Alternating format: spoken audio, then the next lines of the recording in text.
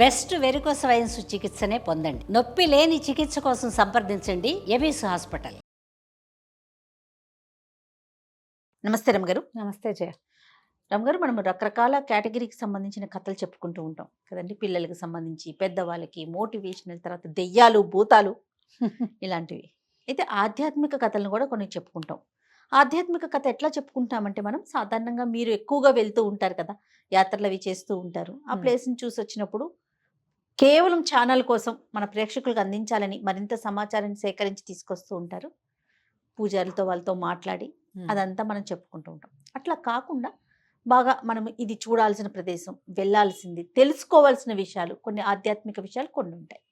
అలాంటి వాటికి సంబంధించి ఏమైనా కథలు ఉన్నాయా? ప్రేరణార్థక కథలు చెప్పాం మనం ఇదివరకు.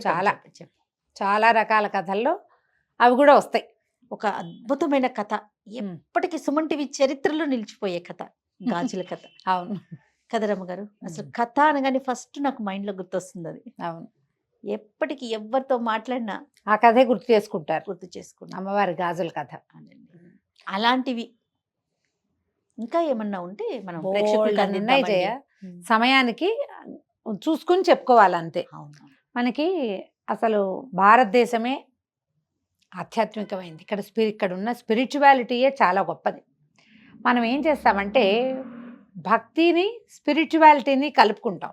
భక్తి వేరు, ఆధ్యాత్మికత వేరు. భక్తి అంటే మనం భగవంతుణ్ణి పూజించటము, ప్రార్థించటము, ఆరాధించటము, పూజలు, వ్రతాలు, నోములు, వ్రతకథలు, తర్వాత మన సంస్కృతి సంప్రదాయాల్ని అనుసరించి ఏ ఏ సమయాల్లో ఏ ఏ దైవారాధన చేసుకోవాలి, ఆరాధిస్తున్న ఆ దైవం పట్ల మనకి అచంచలమైన భక్తి, విశ్వాసము కలిగి ఉండటము భక్తి, డివోషన్ అంటాం.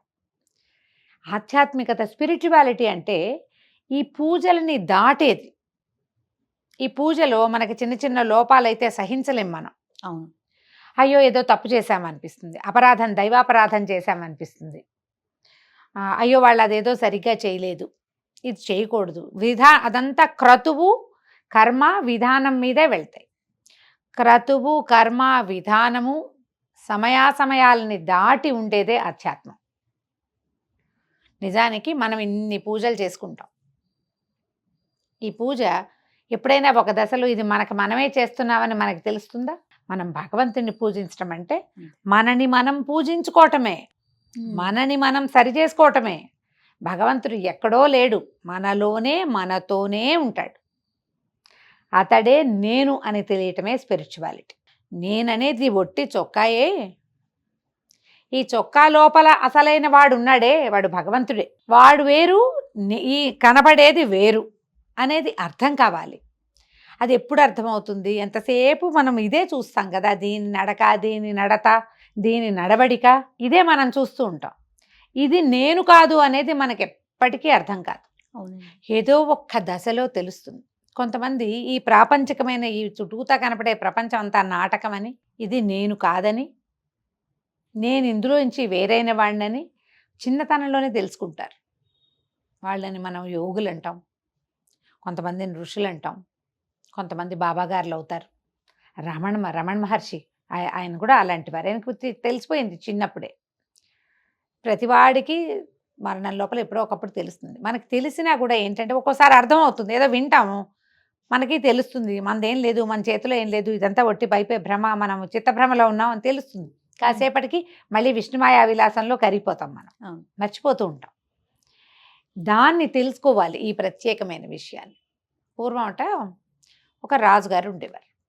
ఆయనకి చాలా కాలం సంతానం కలక్క ఆయన ఆ ఊరు ఈ ఊరు, అక్కడికి ఇక్కడికి, స్వామీజీలకి, ఆశ్రమాలు, ఈ అరణ్యానికి, దేవాలయాలకి, మఠాలకి తిరుగుతూ ఉండేవారు. వాళ్ళకి చాలా దూరంలో ఉన్న ఒక అడవిలో ఒక ఋషిగారు ఆయన శిష్యులతో పాటు ఉన్నారని యోగిని కలవడానికి వెళ్ళారు. కలిసి ఆయన దండం పెట్టి, సంతానం లేదు నాకు అంటే, నీకు లేరు నాయన, నీ రాజ్యాన్ని సుభిక్షంగా పరిపాలించు, కాలం ఎలా జరిపితే అలా జరుగుతుంది, వెళ్ళిరమ్మన్నారు.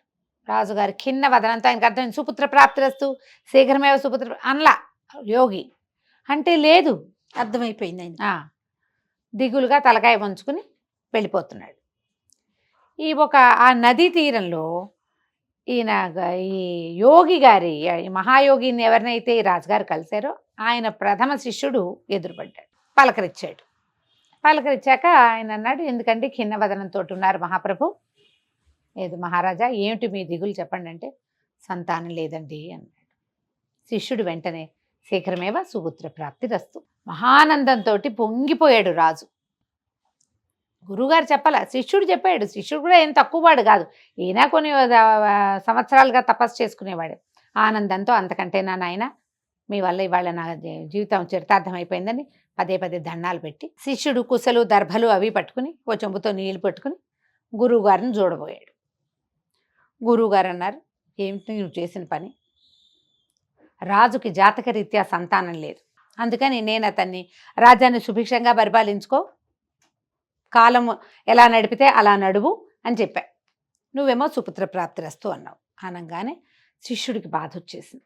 అయ్యో ఈ మాట అన్నానే, ఇది ఎట్లా నిజమవుతుంది ఇప్పుడు అనగానే గురువుగారు అన్నారు, నీ మాట అబద్ధం కాకూడదంటే నువ్వే వెళ్ళి ఆయనకి కుమారుడిగా జన్మించు, కాలం తీరాక పోదుగాని. నువ్వు అన్నావు కదా, నువ్వు శిష్యుడు, నువ్వు కుమారుడిగా జన్మించు అంటే శిష్యుడు కుమారుడిగా జన్మించాడు రాజుగారికి. ఇక్కడ మరణించి ఇక్కడ వదిలిపెట్టే జీవితాన్ని అక్కడ జన్మించాడు. అయితే ఆయనకి ఇప్పుడు ఈ ముందు జన్మలో ఈ గురువుగారికి శిష్యుడిగా ఉండి ఆయనకు బోల్డ్ అంత తపస్సు ఉంది. దానివల్ల ఆయనకి పూర్వజ్ఞానం ఉంది. తనొక్క వాక్యం మాట్లాడటం వల్ల తపస్సు వదిలిపెట్టుకుని జన్మించాల్సి వచ్చింది. ఒక్క వాక్యంతోటే కదా వచ్చింది. అవును. మళ్ళీ ఎందుకు ఆయన ఏమనుకున్నాడు, గురువుగారి వెనకాలండి మోక్షాన్ని సాధించాలనుకున్నాడు. మోక్షం అంటే పునరావృత్తి రహితమైనది, మళ్ళీ పుట్టే పని లేదు. ఇప్పుడు ఏమైంది, ఇప్పుడే పుట్టాల్సి, సమీప భవిష్యత్తులోనే పుట్టవలసి వచ్చింది. అవును. అందుకని ఈ జ్ఞానం వల్ల ఆయన మాట్లాడేవాడు కాదు, లక్షణంగా బాగుండేవాడు. రాజుగారి కుమారుడు అంటే గురుగారి పోలికలతో ఎందుకు పుడతాడు? రాజుగారి భార్య పోలికలు, రాజుగారి పోలికలు, మేనమావ పోలిక వచ్చి చక్కటి సమున్నతాకారుడైన పిల్లవాడు, ఉంగరాల జుట్టు, అన్ను ముక్కు లక్షణంగా ఉన్నాయి, బలశాలి బలిష్టంగా ఉన్నాడు, అన్ని పనులు చేయగలడు. మాట లేదు, మాట్లాడేవాడు కాదు. బాధగా ఉండేది. పోనీలే ఏదో ఒక సంతానం ఉందని ఉంచుకున్నారు. కొంతకాలం బాగా అంతవాడు ఒక 14-15 ఏళ్ల వాడు అయినాక ఈ సేవకులందరూ చుట్టుపక్కల అడవుల్లో జంతువులు పెరిగిపోయినాయని ఊళ్ళ వాళ్ళు వచ్చి చెప్తారు, చాలా క్రూర జంతువులు ఎక్కువైనాయి, రాజుగారు వచ్చి వేటాడాలంటే రాజు మృగయా వినోదానికి వెళ్తాడు. వేటకాట వెళ్ళారు. వెళ్తుంటే వీళ్ళు ఏం చేశారు, రాజకుమారుడు కూడా కొంచెం ఏదో ఇది ఉంటుందని తీసుకుపోయి ఈ రాజకుమారుడిని కూడా ఈ గుంపులో కలిపారు. ఆ వేటకెళ్ళే వాళ్ళలో అందరూ వేటకెళ్ళారు. వెళ్తే రాజకుమారుడు ఏమి వాటిని వీటిని కొట్టటాల, బాణాలు వేయటాలు అవి వచ్చు, కానీ అతనికి ఏం ఆసక్తి లేదు, నిశ్శబ్దంగా ఉంటాడు. వెళ్తుంటే అంతా మాటేసి ఉన్నారు, ఏవి పిట్ట కదలటల్లా. అయితే ఆ అడవిలో ఒక ప్రత్యేకమైన పిట్టలు ఉన్నాయి, వాటి మాంసం చాలా బాగుంటుంది. ఒక 5-6 సార్లు విన్నాడు ఆ మాటలన్నీ. వీళ్ళు మాట వేసున్న చెట్లకి అవతల చెట్ల మీద ఆ పిట్టలు ఉన్నాయి. రాజకుమారుడి పక్కన ఒక అతను నుంచునున్నాడు. ఆ పిట్టల్ని చూస్తున్నాడు, కానీ ఎక్కడున్నాయో తెలియటల్లా. చెట్లు దట్టంగా ఉంటాయి, అడవిలో పెంపకపు చెట్లు కావు కదా, ఆ లోపల గుబుర్లలో పిట్ట ఎక్కడుందో అది పలికితే కొట్టచ్చు. అవును. ఇంతలో ఏమైంది, పిట్ట కూసింది. కూయగాని రాజకుమారుడి పక్కనున్నవాడు చటుక్కన బాణం వేశాడు. సన్నటి బాణాలు పిట్టలకి చిటుక్కుని తగిలేస్తాయి. పిట్ట కాస్త తగిలింది, అది పక్షి రాలి పడిపోయింది. ఇతనికి రాజకుమారుడు మాటే మరణం అన్నాడు. ఈ పక్క నుంచి వాడు ఉలిక్కిపడ్డాడు. ఎవరు మాట్లాడారు? చూస్తే రాజకుమారుడు. 15 సంవత్సరాల నుంచి నోరెత్తి ఎరగడు అబ్బాయి, నువ్వు కూడా లేదు. మాటే మరణము అన్నాడు. రాజకుమారుడు మాట్లాడాడని వాడు కేకలు పెట్టాడు. అంతా చేరారు, మళ్ళీ మాట్లాడించడానికి ప్రయత్నం చేశారు. కిక్కురు మళ్ళా మాట్లాడలా. అందరూ రాజుగారి దగ్గరికి సాయంకాలం మొత్తం అంతా వెనక్కి వెళ్ళిపోయారు. రాజుకు చెప్పారు, రాజకుమారుడు మాట్లాడాడు, మేం విన్నాము, మళ్ళీ మాట్లాడించండి అన్నాడు ఆయన. ఎవరు మాట్లాడించలేకపోయారు. అబ్బాయి ఏం మాట్లాడటల్లా. అంతకుముందు రాజుగారు ఏం చేశారు, మా అబ్బాయిని మాట్లాడిస్తే 1,00,000 రూపాయలు ఇస్తానని ప్రకటించారు. ఎంతమంది ప్రయత్నించినా అబ్బాయి చూసేవాడు, నవ్వేవాడు, కానీ ఏనాడు మాట్లాడేవాడు కాదు. ఇప్పుడు ఈ వచ్చిన అధికారులంతా డబ్బుల కోసం చెప్పినట్టే, అంతేగా. అబ్బాయి మాట్లాడాడని చెప్పారు, ఇప్పుడు మాట్లాడించండి అంటే ఏమీ మాట్లాడటల్లా. రాజుకి పిచ్చి కోపం వచ్చి ఎవరైతే ఈ అబ్బాయి మాట్లాడాడని చెప్పారో వాళ్ళకి మరణశిక్ష విధించాడు. ఈ రాకుమారుడు మాట్లాడితే మరణమే అన్నాడు. మాటేగా మరణం అనేసరికి రాజు వినేశాడు. మిగిలిన వాళ్ళందరిది ఎవరి గొంతు కాదు అది. అబ్బాయి నోరు కదులుతుండగా దాసీలు కొంతమంది చూశారు. మాట్లాడాడు. యువరాజు చూశామన్నారు, విన్నారు. ఇక రాజు కొడుకుని విపరీతంగా బతిమలాడాడు. నాయనా, నువ్వేదో మాట్లాడేవు, మాటే మరణం అన్నావుట, అక్కడ మాట్లాడితే మరణమేనన్నావు, ఇక్కడ ఎందుకు నువ్వు ఆ మాట మాట్లాడావు? ఇంతకాలం మాట్లాడిన వాడివి ఈ వాక్యమే నువ్వెందుకు మాట్లాడావు? మాట్లాడు అని బాగా బతిమలాడాక చివరికి రాకుమారుడు నోరు విప్పాడు. క్షమించండి మహారాజా, మీకు సంతానం లేదు, మీకు సంతాన ప్రాప్తిరస్తు, పుత్ర సంతాన ప్రాప్తిరస్తు అని దీవించిన ఒక్క వాక్యానికి మోక్ష మార్గాన్ని వదిలిపెట్టుకుని నేను మళ్ళీ పుట్టాల్సి వచ్చింది. మీ ఇంట్లో పుట్టాను నేను కుమారుడుగా, నేను ఆ సన్యాసినే. ఆ రోజు మీరు నన్ను చూశారు అక్కడ. ఆయన గుర్తొచ్చింది. 16 సంవత్సరాల నాడు తనని దీవించిన యువ సన్యాసి మరణించి ఇక్కడ పుట్టాడు. జ్ఞాపకం వచ్చింది ఆయనకి. గురువుగారు ఏం చెప్పలేదు, కానీ శిష్యుడు దీవించాడు. సరిగ్గా సంవత్సరానికి తన కొడుకు పుట్టాడు. అంటే ఆయన అక్కడ మరణించి ఇక్కడ పుట్టాడు. ఆ పిట్ట గనక కుయ్యకపోతే, అది మాట్లాడకపోతే, నా పక్కన బాణం సంధించి నుంచున్నవాడు దాన్ని కొట్టేవాడు కాదు. మాట్లాడడం వల్ల దానికి మరణం వచ్చింది. నేను మాట్లాడడం విన్న ఈ అధికారులు మీతో మాట్లాడకపోయి ఉంటే, రాజు కాకుమారుడు మాట్లాడాడని చెప్పకపోతే వీళ్ళకి మరణశిక్ష పడేది కాదు. మాట మరణానికి కారణమవుతుంది. ఆలోచించి మాట్లాడాలి. మాట్లాడేశాక దాన్ని వెనక్కి తీసుకోలేం. అందుకని తపస్సు చేసే వాళ్ళంతా అడవులకు వెళ్ళిపోతారు. మన ఇళ్లల్లో ధ్యానము, ఇళ్లల్లో తపస్సు ఎప్పటికీ కుదరదు. సంసారులు మాట్లాడాల్సే వస్తారు.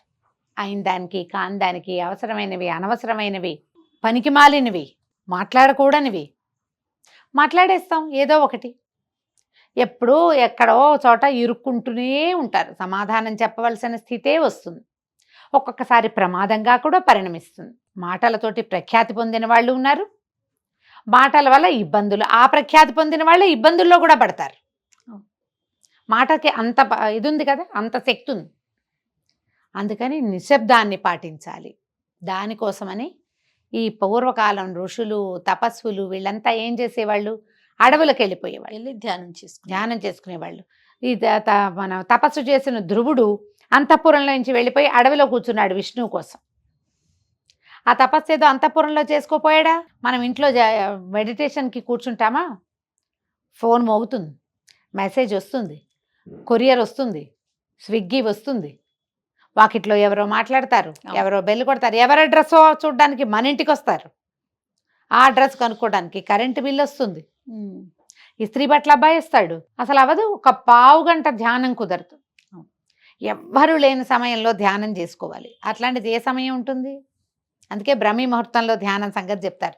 అప్పుడు ఈ పనులు వ్యవహారాలు ఏముండవు, ప్రపంచం అంతా నిద్రపోతుంది. కాబట్టి బ్రాహ్మీలో చేసుకోండి, పొద్దున్నే చేసుకుంటే ధ్యానం బాగా కుదురుతుంది, ప్రశాంతత ఉంటుంది, వాతావరణం నిశ్శబ్దంగా ఉంటుంది. అనవసరమైన చిక్కుల్లో పడకూడదు, ఎక్కువ సార్లు పుట్టకూడదు. జీవితాంతాలకు సార్థకం లభించాలి. మనకి జీవితం సార్థకంగా అవ్వాలి అంటే మౌనాన్ని పాటించండి.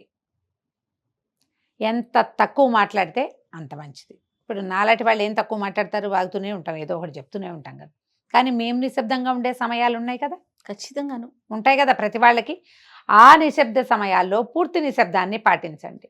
ఉపవాసం ఉన్నప్పుడు అస్సలు ఎవరితోటి మాట్లాడదు. ఉపవాసాన్ని, మౌనమే ఒక ఉపవాసంగా కూడా పెట్టుకోండి. దానివల్ల ఏంటంటే భక్తి మార్గం కాదు, ఆధ్యాత్మిక మార్గంలో మనం ముందుకెళ్తాం. భగవంతుని చేరే సులువైన ఉపాయాల్లో ఒకటి నిశ్శబ్దం కూడా. మీకు అది కావాలంటే దాంట్లోకి ప్రయాణించండి. తప్పకుండా రమ్మగారు. నమస్తే. నమస్తే.